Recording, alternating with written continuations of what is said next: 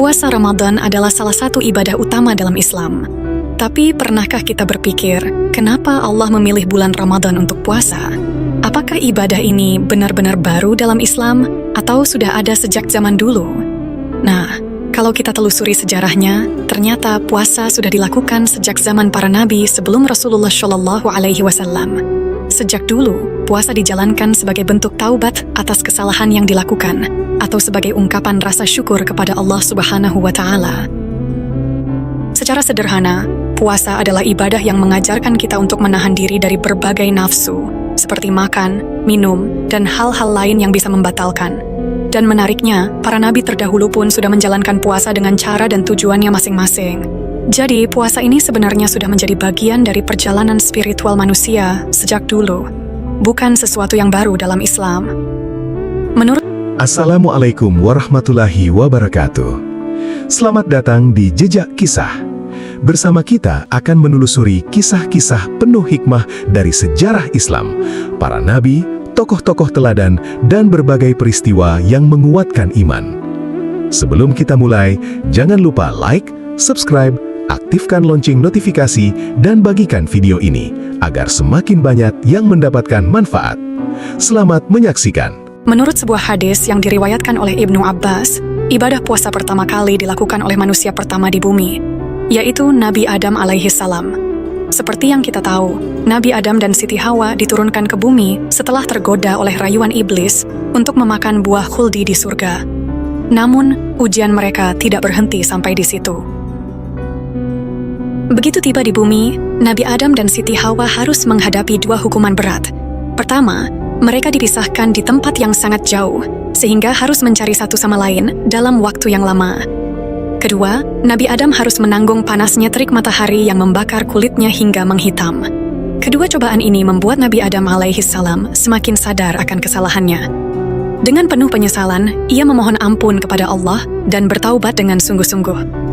Allah Subhanahu wa Ta'ala pun menerima taubatnya dan memberikan petunjuk agar Nabi Adam menjalankan puasa selama 3 hari berturut-turut.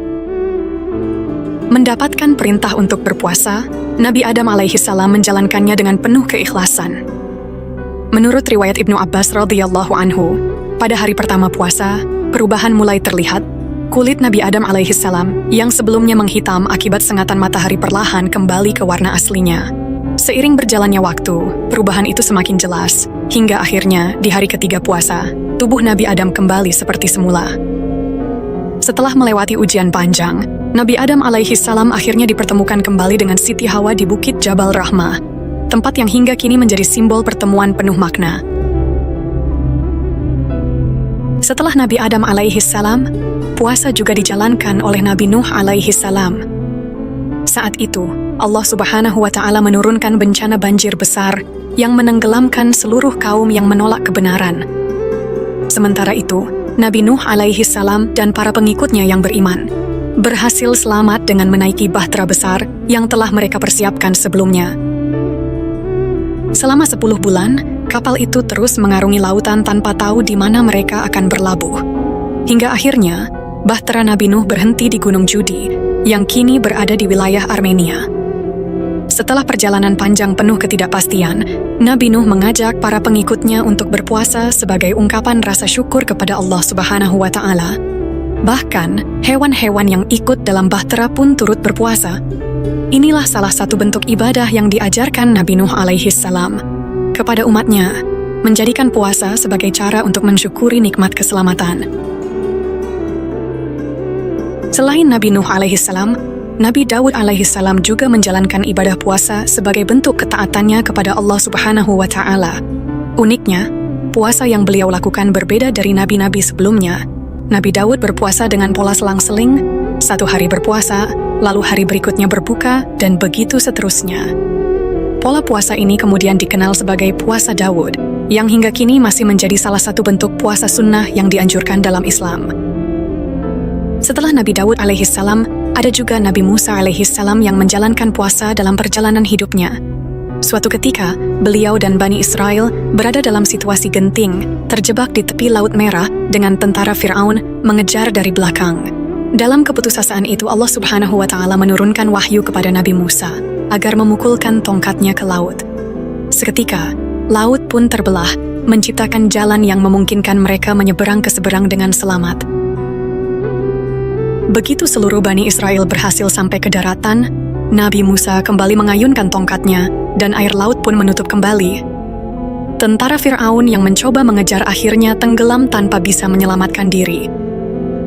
Peristiwa selamatnya Bani Israel dari kejaran Fir'aun inilah yang kemudian menjadi alasan Nabi Musa memerintahkan kaumnya untuk berpuasa sebagai bentuk syukur kepada Allah Subhanahu wa Ta'ala. Puasa ini pun kemudian dikenal dengan nama Puasa Asyura. Sementara itu, Rasulullah Shallallahu Alaihi Wasallam juga memiliki kebiasaan berpuasa sebelum turunnya kewajiban puasa Ramadan. Dalam sebuah riwayat disebutkan bahwa beliau rutin berpuasa 3 hari setiap bulan. Namun, pada saat itu, puasa tersebut hanya dilakukan oleh Rasulullah sendiri tanpa mewajibkan umat Islam untuk ikut melaksanakannya. Kebiasaan ini terus berlanjut hingga Rasulullah bersama para sahabat hijrah ke Madinah. Di sana, beliau mendapati bahwa kaum Yahudi yang tinggal di kota itu juga menjalankan puasa pada tanggal 10 Muharram. Penasaran dengan puasa yang mereka lakukan, Rasulullah pun bertanya kepada salah seorang sahabat, "Wahai sahabatku, puasa apakah yang dilakukan oleh kaum Yahudi ini?" Sang sahabat menjawab, "Ya Rasulullah, mereka sedang menjalankan puasa Asyura untuk memperingati hari ketika Nabi Musa diselamatkan dari Fir'aun." Mendengar penjelasan itu, Rasulullah pun berkata, "Aku lebih berhak menjalankan puasa ini." Sejak saat itu, Rasulullah pun menetapkan puasa Asyura sebagai puasa yang dianjurkan bagi kaum muslimin. Namun, kewajiban puasa ini tidak berlangsung lama. Setahun kemudian, turunlah wahyu yang menetapkan syariat puasa khusus bagi umat Islam. Inilah yang menjadi awal mula kewajiban puasa Ramadan. Setahun setelah hijrah ke Madinah, Allah Subhanahu wa Ta'ala menurunkan beberapa wahyu penting yang menyempurnakan syariat Islam. Salah satu wahyu tersebut adalah perintah untuk mengubah arah kiblat dalam sholat. Sebelumnya, kaum muslimin menghadap ke Masjidil Aqsa di Palestina. Lalu Allah Subhanahu wa Ta'ala memerintahkan mereka untuk beralih menghadap ke Masjidil Haram di Makkah. Sebagian besar ulama berpendapat bahwa perubahan arah kiblat ini bertujuan untuk membedakan umat Islam dari umat-umat sebelumnya. Sebab, pada masa itu kaum Nasrani dan Yahudi masih beribadah menghadap ke Masjidil Aqsa. Selain perubahan kiblat, Rasulullah Shallallahu Alaihi Wasallam juga menerima wahyu tentang kewajiban berpuasa bagi kaum muslimin. Perintah ini turun dalam surat Al-Baqarah ayat 183 yang berbunyi, "Wahai orang-orang yang beriman, diwajibkan atas kamu berpuasa sebagaimana diwajibkan atas orang-orang sebelum kamu agar kamu bertakwa." Setelah itu, turun pula ayat 185 dalam surat yang sama, yang menegaskan bahwa puasa tersebut harus dilaksanakan pada bulan Ramadan. Bulan Ramadan adalah bulan yang di dalamnya diturunkan Al-Quran sebagai petunjuk bagi manusia, penjelasan petunjuk itu, dan pembeda antara yang benar dan yang salah. Karena itu, siapa di antara kamu yang hadir di bulan itu, maka hendaklah ia berpuasa. Sejak perintah puasa Ramadan ditetapkan, Rasulullah tidak lagi mewajibkan puasa Asyura seperti sebelumnya.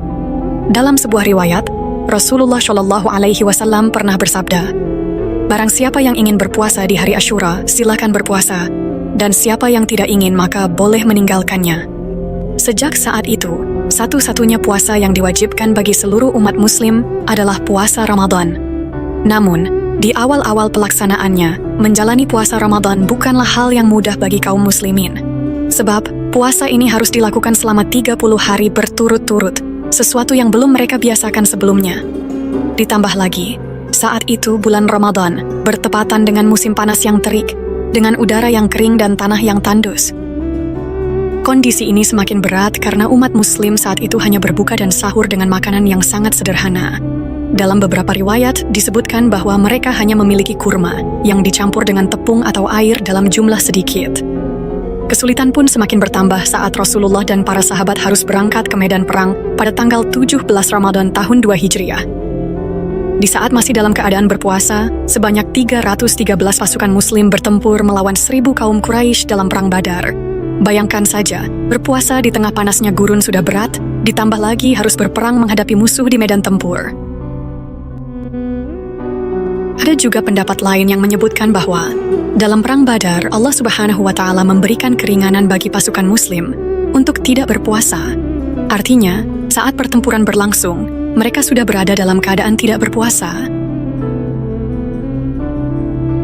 Namun, terlepas dari perbedaan riwayat itu, satu hal yang pasti adalah menjalankan puasa Ramadan di tahun-tahun pertama benar-benar terasa berat bagi kaum muslimin. Karena kondisi yang begitu sulit, Allah Subhanahu wa Ta'ala kemudian memberikan keringanan dalam aturan puasa Ramadan. Awalnya, puasa Ramadan tidak langsung diwajibkan secara mutlak.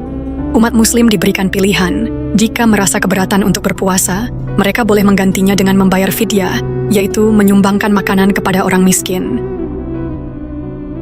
Aturan ini bukan tanpa alasan. Allah Subhanahu wa Ta'ala memberikan pilihan ini sebagai cara untuk membiasakan umat muslim dengan ibadah puasa, sekaligus memperkuat keimanan mereka. Setelah mereka mulai terbiasa dan keimanan mereka semakin teguh, aturan pun kembali diperbarui.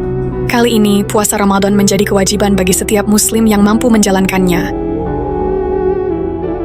Setelah perintah puasa Ramadan diturunkan, beberapa sahabat pun bertanya kepada Rasulullah Shallallahu Alaihi Wasallam, "Wahai Rasulullah, bagaimana jika aku jatuh sakit saat Ramadan?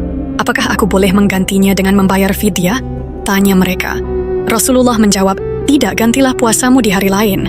Kemudian ada lagi yang bertanya, "Wahai Rasulullah, jika aku sedang dalam perjalanan jauh, apakah aku tetap harus berpuasa?" Rasulullah pun menjawab, "Batalkan puasamu di hari itu dan gantilah di hari yang lain." Jadi, di titik ini sudah jelas bahwa bagi seorang muslim yang sehat dan berakal, jika ada halangan sehingga tidak bisa menjalankan puasa Ramadan, maka mereka wajib menggantinya di lain waktu. Fidyah sudah tidak lagi menjadi pilihan untuk mereka. Puasa yang tertinggal harus diganti dengan puasa, bukan sekadar membayar fidyah seperti sebelumnya. Namun, aturan fidyah tetap berlaku bagi golongan tertentu, seperti lansia, wanita hamil, atau ibu menyusui yang memang tidak sanggup berpuasa. Mereka diperbolehkan membayar fidyah tanpa harus mengganti puasa di hari lain. Tapi meskipun hukum puasa Ramadan sudah diperjelas dan diwajibkan kembali, umat muslim masih menghadapi tantangan lain. Sebagaimana diriwayatkan oleh Abu Dawud, di masa awal puasa Ramadan, kaum muslim harus menahan diri dari segala sesuatu yang membatalkan puasa hampir selama 24 jam penuh. Dulu, aturan puasa Ramadan jauh lebih berat dibanding sekarang. Umat muslim hanya diperbolehkan makan dan minum setelah azan Isya berkumandang. Setelah itu, mereka harus kembali berpuasa hingga azan Isya berikutnya. Dengan kata lain, tidak ada waktu sahur seperti yang kita kenal sekarang. Namun, aturan ini kemudian berubah setelah terjadi sebuah peristiwa yang cukup mengkhawatirkan. Salah satu sahabat Rasulullah pingsan karena kelaparan. Melihat hal ini, Allah Subhanahu wa Ta'ala pun menurunkan aturan baru yang lebih ringan, yang akhirnya menjadi aturan puasa Ramadan seperti yang kita jalani saat ini. Bayangkan, dulu umat muslim harus menahan lapar hampir 24 jam penuh. Tapi sekarang, Allah telah memberikan kemudahan bagi umatnya dalam menjalankan puasa Ramadan. Salah satu bentuk keringanan itu adalah perubahan waktu puasa. Perubahan ini bermula dari kisah seorang sahabat Rasulullah dari kaum Ansor bernama Qais bin Shirma. Qais bekerja sebagai petani di kebun kurma. Seperti biasa, di bulan Ramadan, ia tetap menjalankan ibadah puasa sambil melakukan pekerjaannya yang berat sepanjang hari. Saat waktu berbuka tiba, Qais pun pulang ke rumah dengan harapan bisa segera menyantap makanan. Namun, setibanya di rumah, ia mendapati bahwa tidak ada makanan sama sekali. Qais pun bertanya kepada istrinya, "Wahai istriku, apakah ada makanan untukku berbuka?" Namun, sang istri menjawab dengan penuh kesedihan, "Wahai suamiku, hari ini kita tidak memiliki apapun untuk dimakan. Tapi tunggulah sebentar, aku akan mencari makanan untukmu." Mendengar itu, Qais memilih untuk beristirahat sejenak di rumah, sementara istrinya pergi mencari makanan. Selang beberapa waktu, istrinya kembali membawa sejumlah makanan untuk berbuka. Namun setibanya di rumah, ia mendapati suaminya sudah tertidur karena kelelahan. Akibatnya, Qais melewatkan waktu berbuka dan harus kembali berpuasa hingga keesokan harinya. Dengan perut kosong, ia tetap melanjutkan pekerjaannya seperti biasa, menahan rasa lapar dan dahaga sepanjang hari. Namun, di tengah pekerjaannya yang berat, tubuhnya tak lagi mampu bertahan. Qais pun akhirnya pingsan. Kabar tentang Qais yang pingsan pun cepat menyebar, hingga sampai ke telinga Rasulullah Shallallahu Alaihi Wasallam. Mendengar kejadian itu, Rasulullah segera berdoa kepada Allah agar umat Islam diberikan keringanan dalam menjalankan ibadah puasa. Doa itu pun langsung dikabulkan. Allah Subhanahu wa Ta'ala kemudian menurunkan firman-Nya dalam surat Al-Baqarah ayat 187. Makan dan minumlah hingga jelas bagimu perbedaan antara benang putih dan benang hitam, yaitu fajar. Dengan turunnya ayat ini, aturan puasa pun berubah. Umat Islam kini diperbolehkan makan dan minum sejak matahari terbenam hingga waktu fajar tiba. Berbeda dengan sebelumnya, di mana mereka harus menahan lapar dan haus hingga 24 jam penuh. Kemudahan berikutnya adalah diperbolehkannya musafir untuk tidak berpuasa. Allah Subhanahu wa Ta'ala memberikan keringanan bagi mereka yang sedang dalam perjalanan jauh agar dapat menunda puasanya dan menggantinya di lain waktu. Salah satu momen di mana keringanan ini diterapkan adalah saat peristiwa Fathu Makkah. Peristiwa Fathu Makkah terjadi di bulan Ramadan. Saat itu Rasulullah Shallallahu Alaihi Wasallam dan pasukan Muslim berangkat dari Madinah dalam keadaan berpuasa. Namun, ketika mereka sampai di sebuah tempat bernama Qura Al-Ghamim, yang terletak di antara Mekah dan Madinah, kondisi fisik pasukan mulai melemah. Perjalanan yang panjang dan melelahkan membuat mereka kehabisan tenaga. Melihat keadaan itu, Rasulullah meminta air dari salah seorang sahabat, lalu beliau meminumnya di hadapan para pasukan. Melihat Rasulullah berbuka, banyak dari mereka pun ikut membatalkan puasanya. Namun, ternyata ada sebagian yang tetap memilih untuk berpuasa. Salah seorang sahabat pun bertanya, "Wahai Rasulullah, bagaimana dengan mereka yang masih tetap berpuasa?" Rasulullah lalu menjawab, "Mereka adalah orang-orang yang bermaksiat." Maksiat yang dimaksud di sini bukanlah dalam arti berbuat dosa besar, melainkan Rasulullah menyayangkan sikap mereka yang enggan menerima keringanan yang sudah diberikan oleh Allah. Sebab Allah tidak menghendaki kesulitan bagi hambanya, dan setiap keringanan dalam ibadah adalah bentuk kasih sayangnya kepada umat Islam. Itulah alasan mengapa Rasulullah Shallallahu Alaihi Wasallam berkata demikian. Momen tersebut menjadi dasar bagi keringanan yang Allah berikan kepada umat Islam, yaitu diperbolehkannya berbuka bagi mereka yang sedang dalam perjalanan. Namun, seperti yang sudah disebutkan sebelumnya, puasa yang dibatalkan tetap harus diganti di hari lain setelah Ramadan berakhir. Dari sini, kita bisa melihat bahwa kewajiban puasa yang kita jalani saat ini bukan sesuatu yang langsung ditetapkan begitu saja. Ada proses bertahap yang penuh dengan kemudahan dan keringanan dari Allah Subhanahu wa Ta'ala. Awalnya, puasa memiliki aturan yang lebih berat, tetapi Allah kemudian menyempurnakannya agar umat Islam dapat menjalankannya dengan lebih ringan.